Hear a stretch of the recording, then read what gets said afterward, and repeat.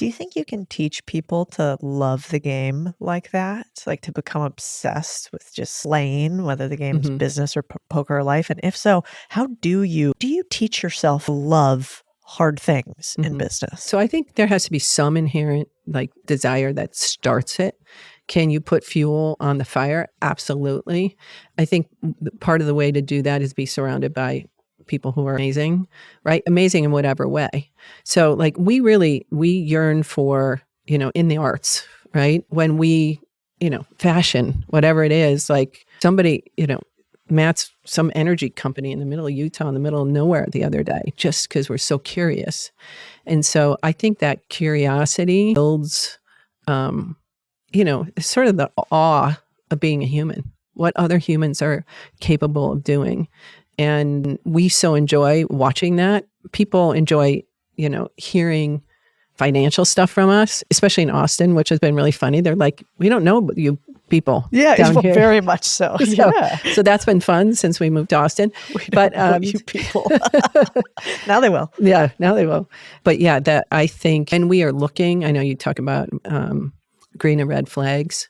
We are looking for someone who doesn't have all the answers. We are looking for someone who's curious and wants to figure them out, because I think it's inherently drawing ideas. We do this a lot. Like our very first piece of technology was because I went into a Wendy's, and which is funny. And whenever I say that, I'm like, why was I eating at Wendy's? But anyway. You look like you frequent the place. Right, exactly.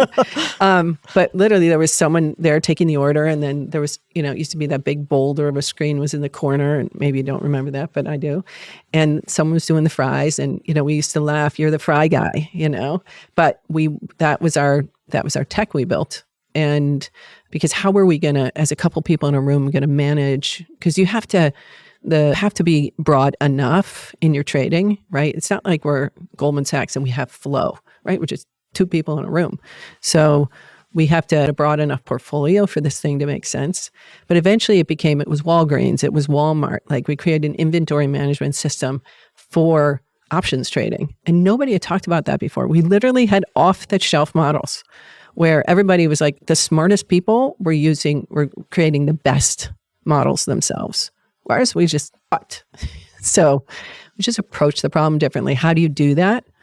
I think by being curious about the world, being curious about learning new things and abstract or angular to what you normally do. What companies have you invested in or built or turned around that you're really proud of, but you don't talk about a lot? Because you have a lot of them. Are there a couple that you're like, you know what, we did this thing and nobody even knows?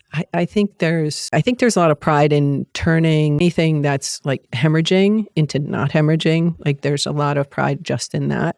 There's a lot of pride in helping the people who put their heart and soul into it, not feel like they caused a calamity and were really part of something that worked. It just needed some small tweaks.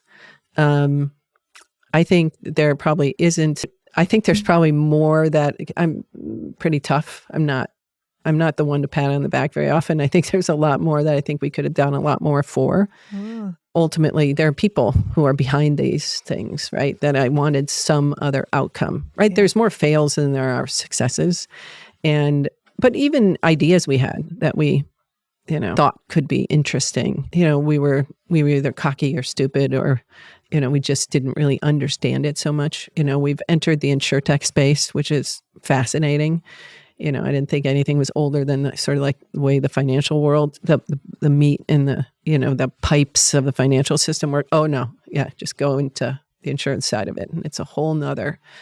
But that doesn't mean people want to change. Yeah. And so those are the things where I just, the weight of the world on like, no, we can. Does anybody care? Right? And I'm trying to bring a team along to care with us and be different, and approach solving the world differently. But, they're big industries. That's what I think also why I get the entrepreneurial itch, because there are, these smaller businesses that you can continue to do that give amazing opportunity for a small team of people that you don't have to take on that massive world. Unfortunately, we're sort of in that space. So, but yeah, I think you're big now. So Yeah. You Try can't not to get be. the same thing out of like $1 million laundromat, you know? No. I don't know. Maybe. You never know. You never know where it might show up. It's funny though, because one of my partners, he talks a lot about those types of businesses, and he and I would always talk about them. And so I'm fascinated by it. I think there's an incredible amount of opportunity, in sort of cycles. I think we're in a really good one right now with AI to help you sort of leverage it faster, like unique opportunities that come along. And what does that mean? Whether it's either just helping you on the marketing side, or it's helping you on the research side, or just helping you execute the bones of getting a company off the ground, which is always more burdensome than people think it is. Yeah. Have all those the tools in your toolkit just got fucking awesome. That's amazing, because I think a lot of people are really scared about AI right now. They're like not as optimistic. Maybe the builders, people who really understand tech, are like, oh my God, every day I almost can't keep up with the new things. But what would you say to somebody who right now is like, I'm super scared of AI. I actually think it's going to take over and make me irrelevant. Yeah. Wildly important that you get your hands dirty. So, for Poker Power, we're building tools all the time for our app, for marketing reasons, et cetera. I'm like, I'm going to get in there and build the tool myself. Right. So what are you using? What are we coding with?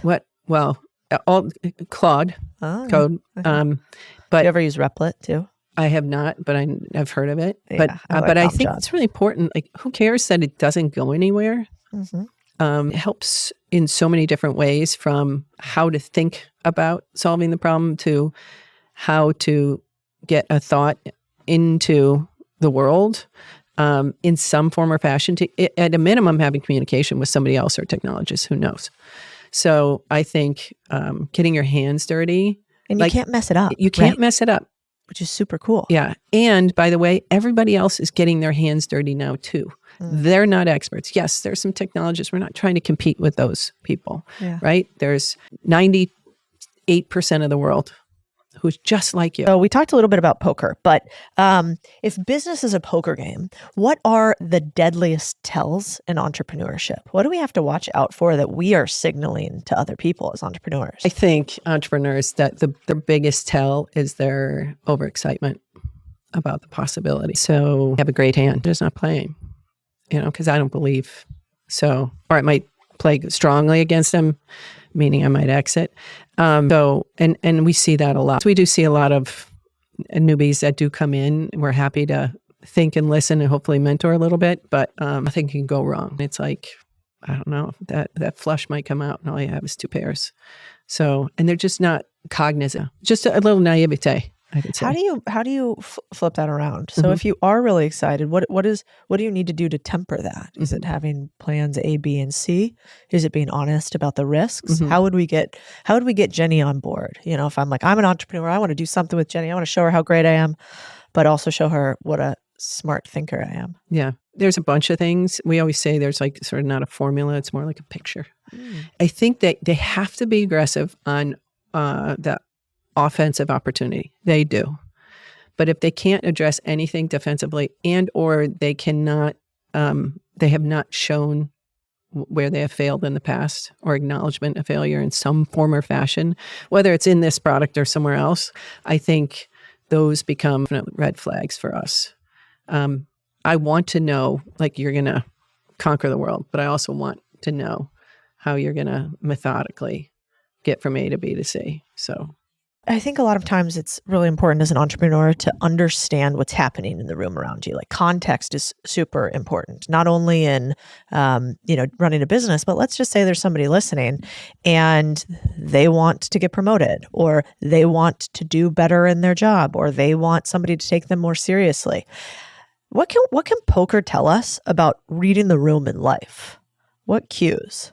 Yeah, so this one I love only because it's so relevant. Context, right? We talk about levels of thinking. So if you're just thinking about your cards, you might get lucky. You have to be thinking about other cards at the table. Then you have to think about what they're thinking about your cards, right? So if I'm sitting across from someone and I want something to happen, I want more money, I want a different position, I want a different challenge, I want something, I have to think about what they're thinking.